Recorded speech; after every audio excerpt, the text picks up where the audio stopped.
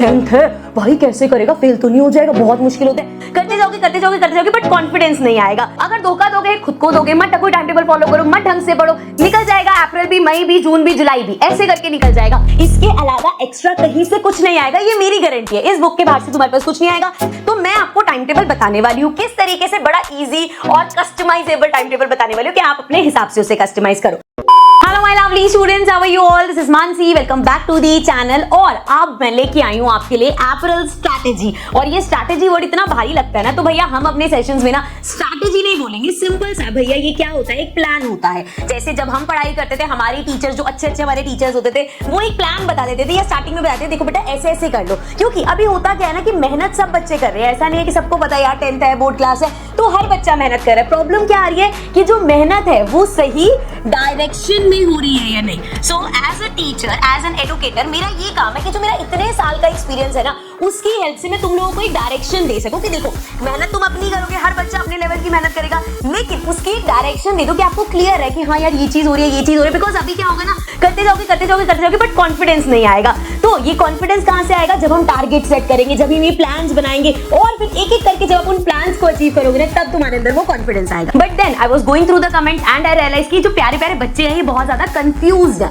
और ये जो इतना बड़ा कंफ्यूजन है, ये किस चीज को लेके है? सबको पता है करना क्या है, बट प्रॉब्लम क्या है कि कैसे करना है, जो सोचा है वो कैसे अचीव होगा, ये प्रॉब्लम है। तो उस कंफ्यूजन को दूर करने के लिए मैंने सोचा कि यार एक स्ट्रैटेजी मैं भी बना दूं, एक प्लान मैं भी आप बच्चों से शेयर कर दूं कि यार इस प्लान को फॉलो करो। एंड हमें भागना नहीं है, हमें डरना नहीं है, बहुत कुछ एक साथ नहीं डालने वाली, उतना ही जितना तुम अपने लेवल पे कर पाओगे, ठीक है। सो 10th क्लास है, आई नो तैयारी तुम लोगों ने शुरू कर दी, क्योंकि हर जगह से सुनने को मिल रहा होगा बोर्ड्स है। एंड आजकल तो हमने 10th के बोर्ड, जब हमारे टाइम में 10th के बोर्ड से ना, तो मम्मी पापा भी इतना नहीं बोलते थे, सिंपल लेते थे कि हाँ बेटा इस बार ना स्कूल में पेपर नहीं होंगे, बाहर होते हैं, हाँ 10th बड़ी क्लास है। लेकिन इतना कोई प्रेशर नहीं था कि 10th है भाई, कैसे करेगा, फेल तो नहीं हो जाएगा, बहुत मुश्किल होता है। इतना प्रेशर सच बताऊं तो हमारे टाइम में नहीं था। लेकिन अब क्योंकि इतने सारे प्यारे प्यारे टॉपर्स हैं, तो कंपटीशन का लेवल बढ़ गया है। लेकिन क्या हमें पैनिक का लेवल बढ़ाना है? नहीं, सिंपल जैसे 9th करियर, मैं तो हर बार बोलती हूँ भाई 9th करके आए हो, और अगर अच्छे नंबर से करके आए हो तो 9 से ज्यादा इजी है तुम्हारी 10th। तो आधी टेंशन तो वही खत्म हो जानी चाहिए, ठीक है।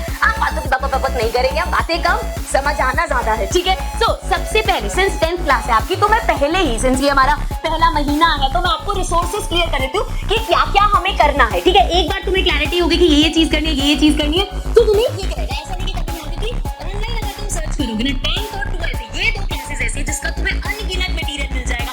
जो सर्च करोगे उसके क्वेश्चन सर्च करो, पीवाईक्यू सर्च करो, बहुत कुछ मिल जाएगा। तो इतना सब मटेरियल जो अवेलेबल है, उसमें एट द एंड क्या होता है, सिर्फ कंफ्यूजन होती है, समझ में नहीं आता यार यहाँ से करूँ, यहाँ से करूँ, ये इंपॉर्टेंट है, मेरा ये छूट तो नहीं गया। तो मैं आपको क्लियर कर देती हूँ क्या क्या करना है हमें। सो सबसे पहले इस साल जो हम करने वाले हैं वो है वन शॉट्स। देखो लास्ट ईयर हमने जो बैच स्टार्ट किया था, लक्ष्य बैच, उसमें हमने एनसीईआरटी का एक एक क्वेश्चन, मैंने ऐसे एक एक question, it includes all the examples, all the exercise question, मतलब अगर एक क्वेश्चन के 10 पार्ट है ना, तो वो 10 के 10 पार्ट हमने बच्चों को कराए थे। एंड गुड न्यूज इज कि इस साल कोई सिलेबस में बुक में चेंज नहीं है, तो दैट मींस वो जो सॉल्यूशंस लगे हुए वो सब तुम्हारे लिए हेल्पफुल है। और ये बात मुझे बताने की जरूरत भी नहीं है, बिकॉज़ जैसे मैंने कमेंट्स वगैरह देखती रहती हूं, तो उन वीडियोस पे लेटेस्ट इस साल के बच्चों के कमेंट्स आने शुरू हो गए, मतलब आप तक वो वीडियोस पहुंच रही है। एंड इन एनी केस अगर आपके पास वो वीडियोस नहीं पहुंच रही, all you have to do is आपको सर्च करना है, जो भी चैप्टर कर रहे हो उसके आगे जस्ट राइट मानसी या मानसी मैम लिख देना, या लर्न विद मानसी लिख देना, कुछ भी लिख देना, एंड आपको वो लेक्चर्स मिल जाएंगे। उसमें आपको एनसीईआरटी का एक एक सॉल्यूशन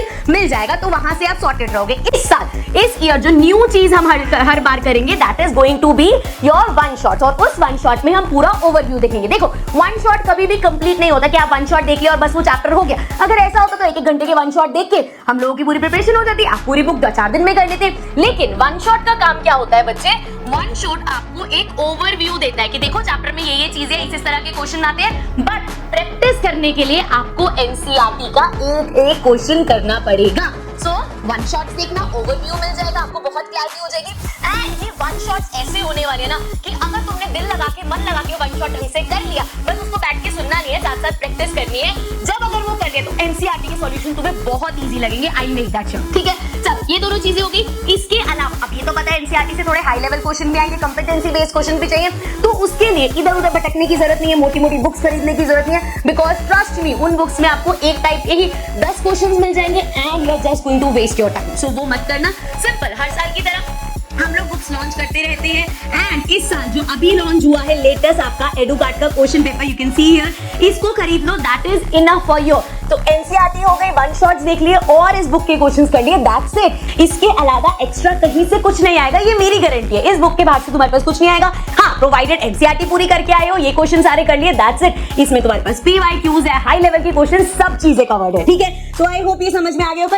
ये 3 चीजें अगर तुमने कर ली तो तुम्हें बोर्ड में 100 मार्क्स लाने से कोई नहीं रोक सकता, ठीक है, क्लियर है। चलो अब एक चीज जो बच्चों के दिमाग में चलती रहती है, टिक टिक टिक टिक टिक टिक कि टाइम टेबल दे दो, मुझे टाइम टेबल बता दो। कोई सीनियर है, भैया आपका टाइम टेबल क्या था मुझे बता दो, मैम टाइम टेबल क्या था मुझे बता दो। तो मैं आपको टाइम टेबल बताने वाली हूँ, किस तरीके से, बड़ा इजी और कस्टमाइजेबल टाइम टेबल बताने वाली हूँ कि आप अपने हिसाब से उसे कस्टमाइज करो। देखो टाइम टेबल बच्चे हमारे पास 2 तरह से होते हैं, एक हमारा मंथली, जिसको हम बोल सकते हैं कि हमारा क्या टारगेट है, हमें इस मंथ में क्या क्या अचीव करना है। एक टाइम टेबल होता है डे वाइज, कि भैया जहां बच्चों को लगता है कि यार मैम स्कूल है, ट्यूशंस है, लेक्चर्स यहाँ वहां अटेंड कर रहे हैं, इतनी सारी क्लासेस हैं, खेलना भी है, खाना पीना भी है, सब कुछ करना है, तो टाइम नहीं मिल पा रहा। देखो यहाँ पे हमें किस चीज पे फोकस करना है, सेल्फ स्टडी पे, क्योंकि अगर सेल्फ स्टडी नहीं करोगे बच्चे, सिर्फ इधर उधर लेक्चर सुनने से कुछ नहीं होगा। सेल्फ स्टडी स्टार्ट कैसे करने, just start with 2 hours a day। बच्चे 2 घंटे एक दिन में निकालना इतना मुश्किल काम नहीं है। आई नो स्टार्टिंग में थोड़ी दिक्कत होगी, लेकिन आगे आगे तुम्हें हैबिट हो जाएगी, कब वो 2 घंटे 3 घंटे 4 घंटे बन जाएंगे तुम्हें पता भी नहीं चलेगा।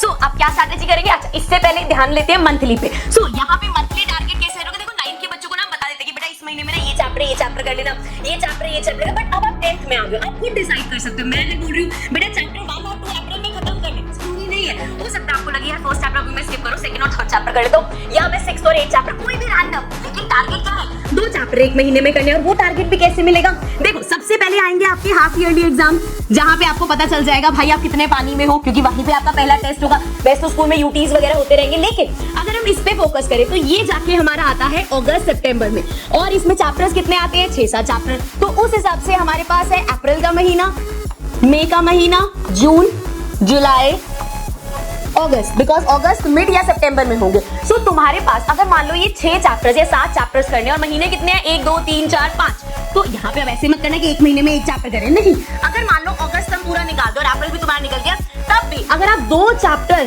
पर मंथ लेके चलो तो आपका आराम से हाफ ईयरली तक बहुत प्यार से अच्छे से सिलेबस हो सकता है कि नहीं। सो यहाँ से तुम्हें अपना टारगेट समझ आ गया कि भैया महीने के 2 चैप्टर है, सिर्फ मुझे भागना नहीं है, मुझे एक महीने में आधी बुक खत्म नहीं करनी, मेरा टारगेट क्लियर है। तो यहाँ से मंथली टारगेट मिल गया, और ये तुम सब सब्जेक्ट्स में अप्लाई कर सकते हो, ठीक है। आप डे वाइज आओ। अब ऐसा तो नहीं है कि 2 घंटे अगर दे रहे हो तो रोज मैथ्स ही पढ़ोगे, ऐसा नहीं है। तो हम क्या करेंगे, मंडे से फ्राइडे, ठीक है। सो मंडे से फ्राइडे हमने सोचा है कि हम 2 hours पढ़ रहे हैं। अब इसमें क्लियर कर सकते हैं कि 1 hour पर सब्जेक्ट देंगे, 1 घंटा एक सब्जेक्ट, 1 घंटा एक सब्जेक्ट, ठीक है। जिसमें कभी कभी हो सकता है किसी को लग रहा है यार मेरा मैथ्स थोड़ा वीक पॉइंट है, तो मैं उसको 1.5 घंटा देना चाहता हूँ, या इंग्लिश में जल्दी कर लेता हूँ तो मैं उसको आधे घंटे में कर लूंगा। जो भी है कॉम्बिनेशन अपने हिसाब से बनाओगे एक दिन में। जैसे फॉर एग्जाम्पल मंडे है तो मंडे को यार मैं स्टार्ट करूंगा मैथ्स, और साथ में ना इंग्लिश का थोड़ा थोड़ा लेता रहूंगा ताकि मैं टाइम डिवाइड कर सकूं। फिर एक कॉम्बिनेशन बनाया यार साइंस के साथ ना, आई थिंक एसएसटी बढ़िया जमेगा, वो ले लिया। तो इस तरीके से कॉम्बिनेशन बनाओगे आप Monday, Tuesday, Wednesday, Thursday, Friday तक। सैटरडे को क्या करेंगे हम,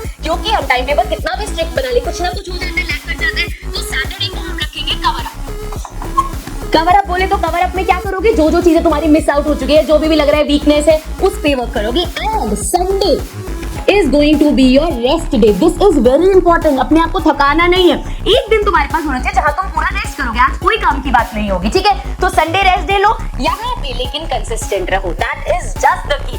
अगर तुम कंसिस्टेंट रहोगे ना बेटा, कमिटेड रहोगे ना, देखो अगर धोखा दोगे खुद को दोगे मत, कोई टाइम टेबल फॉलो करो मत, ढंग से पढ़ो, निकल जाएगा अप्रैल भी, मई भी, जून भी, जुलाई भी, ऐसे करके निकल जाएगा, और हाफ ईयरली आ जाएंगे, फिर पछताओगे ट्रेन निकल गई, अब क्या करें। इससे अच्छा अभी से ही 2 घंटे बहुत कम होते हैं बच्चे। अभी देखना जब एग्जाम टाइम आएगा ना, तुम लोग खुद लग के 7-7 घंटे पढ़ा करोगे, क्योंकि ये बाय डिफॉल्ट है, होती है ये चीज। लेकिन अभी 2 घंटे दे दो ताकि आगे वो तुम्हारे लिए इतना ड्रास्टिक चेंज ना हो, ठीक है। सो अप्रैल के महीने में क्या क्या करना है क्लियर हो गया। 2 चैप्टर का हम टारगेट लेके चल रहे हैं, 2 चैप्टर करने अपनी चॉइस के, कोई भी 2 चैप्टर पकड़ लो। इस साल हम लोग 1 शॉट्स करेंगे, जिसमें पूरे चैप्टर के क्वेश्चंस भी करेंगे, एक्सप्लेनेशन भी करेंगे, उसके साथ साथ तुम्हें एनसीईआरटी के सॉल्यूशंस देखते चलना है, दैट्स इट। ये है हमारा अप्रैल का प्लान। आई होप आपको समझ में आ गया होगा क्या करना है।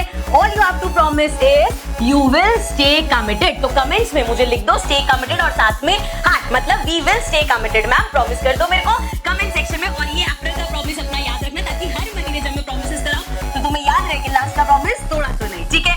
आई होप समझ में आ गई होंगी मेरी बात। अब मैं आपसे मिलूंगी अगले सेशन में। अगला सेशन हमारा होने वाला है चैप्टर 1 का वन शॉट, जो कि आएगा नेक्स्ट मंडे को। सो बी रेडी, कोशिश करना अगर एनसीईआरटी भी करके रखनी है करके रख लेना। चैप्टर 1 बहुत बच्चे कर चुके होंगे एंड जब वो वन शॉट देखोगे उसके बाद आपको कहीं से कुछ पढ़ने की जरूरत नहीं होगी। सो स्टे ट्यून, मिलते हैं आपसे अगले हफ्ते मंडे को फर्स्ट चैप्टर के वन शॉट के साथ।